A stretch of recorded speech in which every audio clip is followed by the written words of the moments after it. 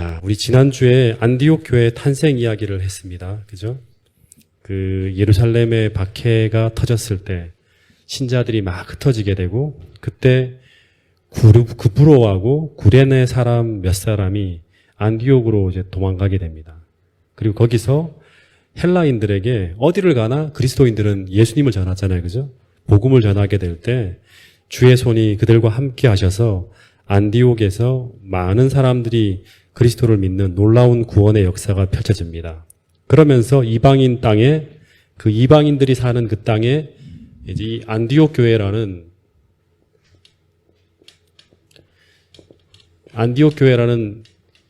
굉장히 역사적으로 의미 있는 한 교회가 탄생하게 됩니다. 그리고 이 안디옥 교회가 이제 세워졌다는 소식이 예루살렘에 딱 전해지게 되자 예루살렘에서는 이 교회를 지도할 사역자로 누구를 보내게 되죠? 바로 바나바를 보내게 됩니다. 그러니까 제가 볼 때는 이스라엘 교회에 가장 뛰어난 선교사 중에 한 사람이 바로 이 바나바라는 생각이 들어요. 그 안디옥이라는 동네는 그 예루살렘보다 훨씬 더 문명이 발달한 곳이잖아요. 더 지성인들이 많이 사는 그런 곳입니다. 그 도시에 이 바나바가 당시에는 아마 최고의 그 에이스급의 선교사가 아니었을까 생각이 됩니다. 그래서 이 사람을 안디옥에 보내는데 이 바나바를 통해서 안디옥 교회가 이제 더 부흥합니다. 이제 많은 사람이 몰려들었고 이제 몇 사람을 통해서 이 바나바를 통해서 더 많은 사람들이 몰려듭니다. 그래서 이 바나바가 또 함께 사역을 나눌 또 한 사람을 이제 부르는데 그 사람이 바로 누구냐 그러면 사도 바울을 불러냅니다. 네. 그래서 이 사울과 바나바가 안디옥에서 1년간 공동 목회를 하게 되는데 그런데 이 두 사람이 연합하여 함께 목회를 해나갈 때 교회는 또 한 번 또 더 크게 또 부흥을 하게 되는 거예요. 그래서 26절에 보면 이 교회가 외적으로뿐만 아니라 내적으로 얼마나 성장해냈는지 이 안디옥 교회 교인들을 부르는 그 지역 사람들의 새로운 호칭이 하나 등장하는데 그게 바로 뭐냐 그러면 그리스도인, 크리스찬이라는 호칭이 최초로 쓰여졌다고 합니다. 제가 이 이야기를 쭉 읽어보면서 어떤 생각을 하게 되었는가 하면 이 안디옥 교회 역사의 첫 시작과 기초에 무명의 이름 모를 몇 사람의 헌신이 이어졌고 그걸 통해서 교회가 세워지고 그 다음 바나바라는 사람을 통해 또 한 번 도약하게 되고 또다시 바울이라는 사람이 가세하면서 교회가 또 한 번 성장하고 도약합니다. 계속 부흥의 역사 때마다 새로운 사람들의 새로운 헌신이 더해지면서 교회는 계속 그 헌신으로 말미암아 새로운 국면으로 도약을 거듭하게 되는 것을 우리가 보게 됩니다. 다시 말해 교회는 새로운 인적 자원들이 계속 들어와야 돼요. 그러니까 헌신하는 새로운 인적 자원들이 침례가 이루어지고 또 침례를 받은 사람들과 기성교인들 중에서 새로운 영적 성장으로 말미암아 신선한 새로운 헌신이 더해질 때 교회는 정체되고 침체되지 않고 계속 새로운 도약을 향해 나가는 거예요. 성장해 나가는 거예요. 그래서 이 도약과 이 헌신으로 말미암아 안디옥 교회가 계속 힘을 얻어가면서 이제 하나님 안에서 새로운 더 큰 꿈을 꾸게 되는데요. 예루살렘 교회보다 훨씬 더 큰 사역을 향한 어떤 그런 꿈을 꾸고 그걸 감당해내기 시작하는데 그 첫 번째 이야기가 바로 뭐냐 그러면 27절이에요. 27절을 한번 읽어볼게요. 부흥하고 성장해 나가는 가운데 진짜 아름다운 하나의 어떤 이야기가 이 안디옥 교회에 나오는데 그 이야기가 27절인데 같이 한번 읽어보겠습니다. 시작. 그때 선지자들이 예루살렘에서 안디옥에 이르니 그 중에 아가보라 하는 한 사람이 일어나 성령으로 말하되 천하에 큰 흉년이 들리라 하더니 글라우디오의 때 그렇게 되니라. 계속 읽어주세요. 네. 제자들이 각각 그 힘대로 유대에 사는 형제들에게 보조를 보내기로 작정하고 이를 실행하여 바나바와 사울의 손으로 장로들에게 보내니라. 예. 그때 이제 교회가 바울과 바나바를 통해서 크게 부흥해 나가고 있을 그때 선지자들이 어디서 왔냐 그러면 예루살렘에서 어디로 오냐 그러면 안디옥 교회로 왔다 그럽니다. 이 첫 번째 이제 이 스토리와 관계없이 하나 또 점검해 봐야 될 게 뭐냐 그러면 본문의 말씀에 보면 초기 교회 누가 있었냐 그러면 이 선지자들이 있었다는 거예요. 네. 초창기 교회에 선지자들이 있었다 그럽니다. 보통 성경을 제대로 모르는 사람들은 선지자는 침례 요한을 마지막으로 신약 시대에는 사라졌다고 사람들이 이제 생각을 합니다. 신약 시대 이후에는 선지자들이 존재하지 않는다고 말해요. 이제 선지자와 그 모든 그 율법은 요한 때까지라는 어떤 그 말씀을 가지고 이제 그렇게 해석을 해요. 그래서 침례 요한 이후에 예수님 이후에도 신약 시대에도 계속 선지자들이 존재했다는 기록이 이 사도행전에 이제 등장하는 거예요. 네. 근데 사도행전에 보면 선지자들의 기록이 여기에만 등장하지 않습니다. 사도행전 13장 1절 2절에 보면 뭐라 그러냐 그러면 안디옥 교회에 선지자들이 있었다고 나와요. 13장 1절 2절 사도행전에. 그리고 사도행전 21장 8절에도 보면 이 빌립의 집사 빌립의 딸이 선지자로 예언하는 사람이라고 하고 있고요. 그리고 아가보 얘기가 또 나옵니다. 그리고 에베소 2장 20절을 한번 같이 읽어보겠습니다. 에베소 2장 20절.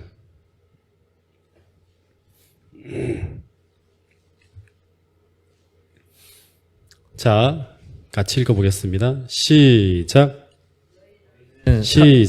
너희는 사도들과 선지자들의 터 위에 세우심을 입은 자라. 예, 여기 보면 교회는 사도들뿐만 아니라 선지자들의 터 위에 세워졌다고 합니다. 다시 말해 초기 교회가 세워질 때 사도들과 선지자들, 다시 말하면 선지자들이 큰 역할을 했다는 사실이 이 에베소서에 기록되어지고 있는 거예요.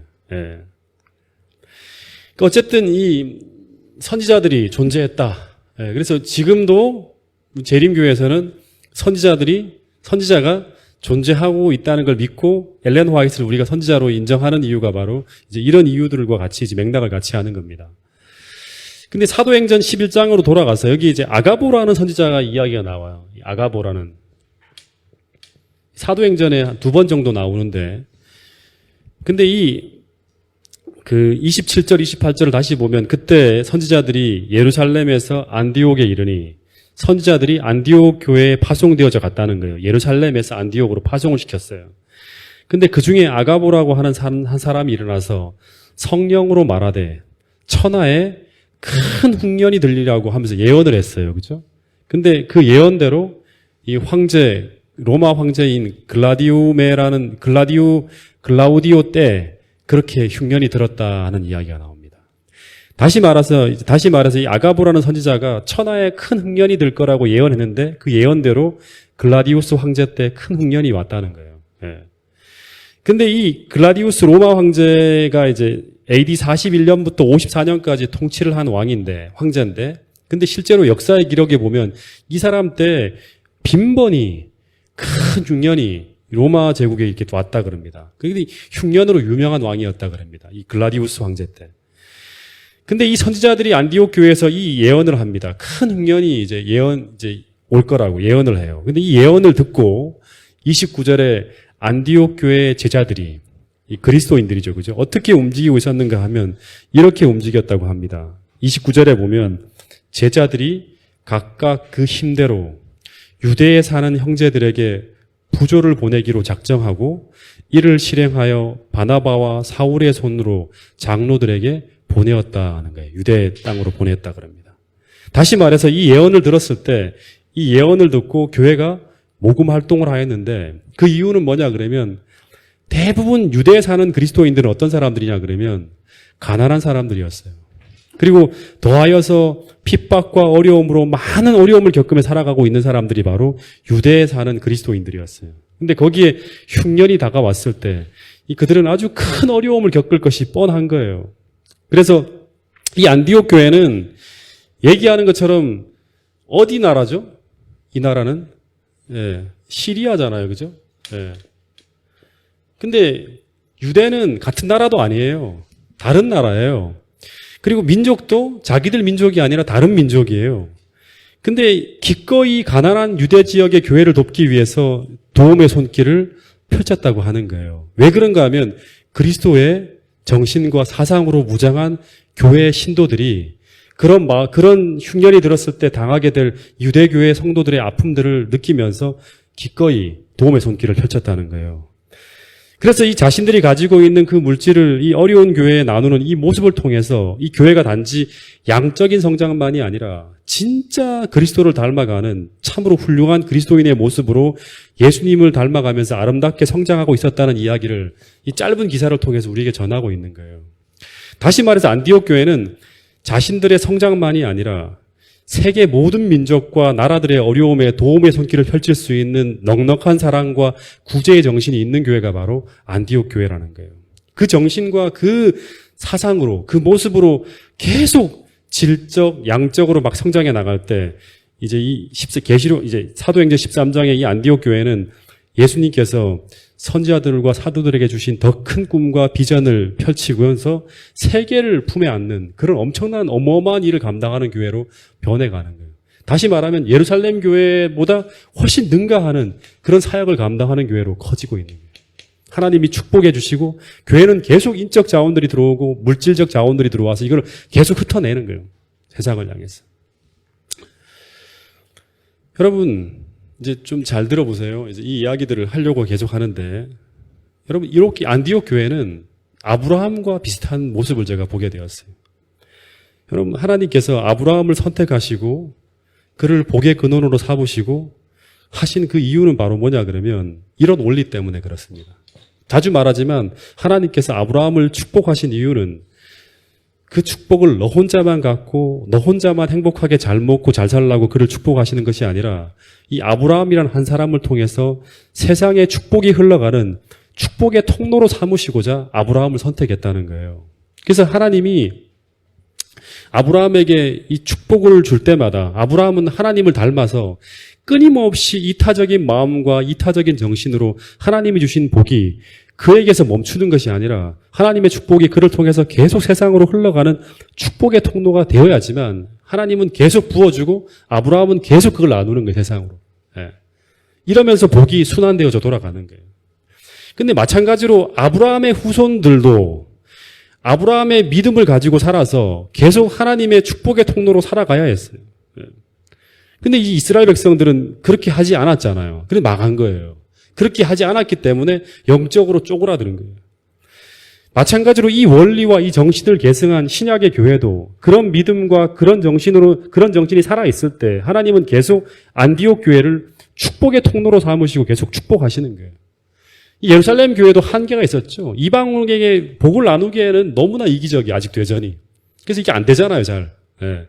근데 이 안디옥 교회는 이 하나님의 그 정신들을 정확하게 구현해낼 수 있는 그런 교회로 예루살렘 교회를 넘어서는 그런 어떤 그런 능가하는 이 역량을 가지고 성장해 나가는 거예요. 예. 여러분, 이스라엘을 하나님이 무슨 나라라 그러죠? 무슨 나라로 삼으셨다 그러죠? 이스라엘을? 제사장 나라로 삼으셨다 그래요. 예. 그리고 그리스도인들을 하나님께서 나라와 뭐로 삼으셨다? 제사장으로 삼으셨다 그럽니다. 이 제사장이라는 뜻이 어떤 의미냐 그러면 하나님께 받아서 전달하는 사람이 바로 제사장이에요. 하나님의 뜻과 하나님의 축복을 하나님으로부터 받아서 백성들에게 나누어 주는 나라가 바로 제사장 나라예요. 근데 여러분 오늘 우리가 아브라함처럼 안디옥 교회처럼 세상에 나누어 줘야 될 하나님의 영적 물질적인 축복을 부여받은 사람들이고요. 이거를 나눠야 될 사명을 가진 사람들이라는 것을 잊어버려서는 안 돼요. 이게 잃어버려지는 순간 우리는 더 이상 교회가 아니에요. 우리는 더 이상 하나님의 축복의 통로가 아니에요. 이 사명을 감당하지 못한 이기적인 교회가 바로 뭐였냐 그러면 이스라엘이었고요. 이스라엘은 결국 그 사명을 빼앗기죠. 안 나눠주는 거예요, 이 사람들은. 그래서 결국 멸망당하고 마는 거예요. 그러나 그 축복과 그 사명을 감당하고 있는 이 안디옥 교회는 계속 하나님의 축복 속에서 계속 영적, 물질적인 축복을 계속 공급받으면서 성장해 나가는 거예요. 계속 축복을 받는 거예요. 그리고 결국엔 이 사람들은 그걸 멈추는 게 아니라 세상을 향해 계속 또 선교사를 내보내고 그 선교사 하나 내보내면 그냥 너희들만 나가 끝나는 게 아니잖아요. 계속 물질적으로 뒤에서 그걸 후원해야 되는 거예요. 교회가. 그런 일들을 감당하는 교회가 바로 안디옥 교회였다는 거예요. 여러분 제가 최근에 저희 교회에 있었던 일을 잠깐 좀 말씀을 드리면 저희 교회가 작년 여름에 장막 붕괴를 앞두고 그 새로운 자동차가 하나 생겨났죠. 그죠? 예. 그래서 기존에 있던 자동차를 수리해서 팔게 되었어요. 팔아야만 되는 상황이었어요. 근데 그 차 수리비와 중고 가격을 따졌을 때 약 한 350 이상, 한 400만 원 정도 어떤 그런 이제 교회가 받을 수 있는 그런 차량이었어요. 근데 인근의 어려운 교회가 자동차가 필요하다는 이야기를 듣고 그 교회에 처음에는 싸게 이제 차를 팔려고 하다가 그 교회 형편을 생각해서 수리까지 싹 해서 무상으로 그 교회에 보냈습니다. 근데 이것이 세상적으로 볼 때는 교회가 굉장히 경제적으로 큰 손실을 보는 듯한 상황이었어요. 그죠? 당시에 그 비용을 우리가 다른 곳에 내다 팔아서 400만 원의 수익이 생기게 되면 첫째, 새 차를 이제 등록을 해야 되는 등록비 자체가 그 돈 가지고 쓰면 돼요, 우리가. 예, 그 돈으로 해결할 수 있었고, 그리고 현실적으로 바로 그 다음에 뭐가 있었다? 장막붕해가 있었기 때문에 장막붕해를 훨씬 더 넉넉하게 경제적 부담 없이 장막붕해를 치를 수 있다는 인간적인 계산이 나올 수 있었어요. 그죠? 굉장히 이제 300이라는 정도의 어떤 수익이 들어온다 그러면 뭐 여러 가지로 표현할 수 있어요. 왜냐 그러면 이제 당시에 이제 펜션을 빌리는 비용과 운영 비용이 한 그 정도 비용, 한 400에서 500 가까이 되었기 때문에 이 차를 팔아서 그 비용을 부담하면 굉장히 교회적으로는 유익할 것처럼 보이는 거예요. 근데 이게 바로 뭐냐 그러면 세상적인 방법이었어요. 옆에 인근에 그 교회가 필요로 한다는 걸 알고 있었지만 이거를 팔아서 우리가 하면 우리 교회는 뭔가 물질적으로 편안하게 사용할 수 있다는 그런 계산이 나오는 거예요. 근데 반대로 우리가 그 반대로 그 차가 필요한 그 어려운 교회를 돕기 위해서 우리 교회가 안디옥 교회처럼 그리스도인의 정신을 발휘했을 때 어떤 결과가 오늘 우리에게 미치고 있는가 하면 지금 4개월이 딱 지났거든요. 한 4개월 정도 지나가나요? 3개월에 4개월 정도 지나가죠. 지금 교회는 재정적으로 제가 7년 목회한 이래 가장 넉넉한 시절, 우리가 평소에 가지고 있는 재정보다 거의 배 이상의 재정을 가지고 지금 운영하고 있는 거예요. 그리고 그 비용을 우리가 지불했기 때문에, 받지 못했기 때문에 우리가 장막붕해를 어렵게 치렀는가? 전혀 그렇지 않았다는 거예요. 주님의 도우심으로 제가 여태까지 장막붕해를 치른 것 중에서 가장 아름다운 장막붕해를 우리가 치러냈고요. 그리고 그 후 재정적인 어려움으로 우리가 교회 행사를 아무것도 안 하고 그렇게 지냈는가? 그렇지 않았다는 거예요. 제가 7년 목회한 이래 가장 많은 행사를 치르며 올해를 보내고 있습니다. 그 9월 달부터 이제 우리가 재림연수원 기도회를 시작했죠. 그죠? 매 월마다 재림연수원의 그 장소를 빌리고 우리가 이동하면서 우리가 또 식사하면서 치르게 되는 그 비용들을 매 월마다 들어가게 되고 교회 성장 세미나 그리고 앞으로 대전도회 그리고 아버지 학교, 어머니 학교 등 교회가 필요로 하는 모든 행사들을 치르면서 가장 많은 비용들을 지출하고 있었지만 그러나 교회 국가는 마르지 않고 오히려 더 많은 재정들이 쌓이고 있다는 이상한 일들이 벌어지고 있는 거예요. 여러분, 저는 원인과 결과가 반드시 성경에 약속이 있으면 약속에 따른 하나님의 결과들을 우리가 반드시 우리가 체크하고 가야 된다 생각합니다. 여러분, 저는 그 이유를 우리가 성서적 원리를 따라서 교회가 작게나마 움직이고 있는 그 이유로 인해서 하나님께서 우리 교회를 축복하셨다고 저는 생각합니다. 여러분, 세상에서 말하는 그 경제적 공식을 따르게 되면 교회는 반드시 망하게 됩니다. 여러분, 이스라엘 백성들은 세상의 그 원리를 따라갔어요. 세상의 경제적 원리를 따라가다가 결국에 망했다는 거예요. 여러분, 교회는 세상의 경제학의 공식을 따르는 것이 아니라 하나님의 경제학의 공식을 믿고 신뢰하며 따라가는 것이 바로 하나님의 교회라는 사실을 잊지 않게 되기를 간절히 바라겠습니다. 다시 말하지만 교회는 나누는 곳이에요. 끝도 없이 나누는 곳이에요. 어려운 사람, 어려운 이웃을 향해서 안디옥 교회처럼 도움의 손길을 펼치는 곳이 바로 교회입니다. 여러분, 절대 나누다가 망하는 교회는 존재하지 않는다는 거예요. 이게 성경의 역사를 통해서 우리에게 보여주는 굉장히 중요한 원리예요. 이거를 신뢰하지 않는다 그러면 우리는 교회를 다닐 필요가 없어요. 교회를 운영할 필요가 없어요. 다른 정신으로 살아야 되기 때문에. 여러분, 아울러 교회는 물질만이 아니라 영적 축복을 나누는 곳이라는 거예요. 안디옥 교회처럼 세상을 향해서 주의 복음을 증거하기 위해서 선교사를 파송하고 복음의 빛을 비추기 위해서 지역사회를 향해서 모든 시간과 물질을 세상을 향해서 아낌없이 흩어진 이 안디옥 교회처럼 오늘 동작중앙교회에도 아주 중요한 사명을 앞두고 있습니다. 이 대전도회를 위해서 모든 우리의 시간과 또 재정과 교회의 모든 힘들을 최대한 아낌없이 세상을 위해 흩을 수 있는 그런 우리 동작중앙교회가 되어야 한다는 사실을 잊지 않게 되기를 간절히 바라겠습니다. 전도지를 나누고 또 관계를 맺고 우리가 받은 기별을 전하기 위해서 선교적 사명을 다하는 곳이 동작중앙교회가 될 때 하나님께서는 이 교회에 물질적 축복뿐 아니라 안디옥 교회처럼 풍성한 영혼의 축복도 허락해 주실 거라고 제가 확신합니다. 여러분, 이번 전도에 꼭 주님께서 반드시 우리가 인도해야 될 그 영혼들이 있다 그러면 그 영혼을 우리가 찾기 위해서 우리가 해야 할 수 있는 모든 일들을 다 할 수 있는 그러한 여러분과 저가 될 수 있기를 간절히 바라고요. 그런 영혼들을 다 올 연말이 다 가기 전에 주님께 인도할 수 있게 되기를 간절히 바라겠습니다. 그래서 교회가 내적으로 외적으로 크게 성장할 수 있는 그런 올 연말이 될 수 있기를 간절히 바라면서 오늘 말씀을 줄이도록 하겠습니다.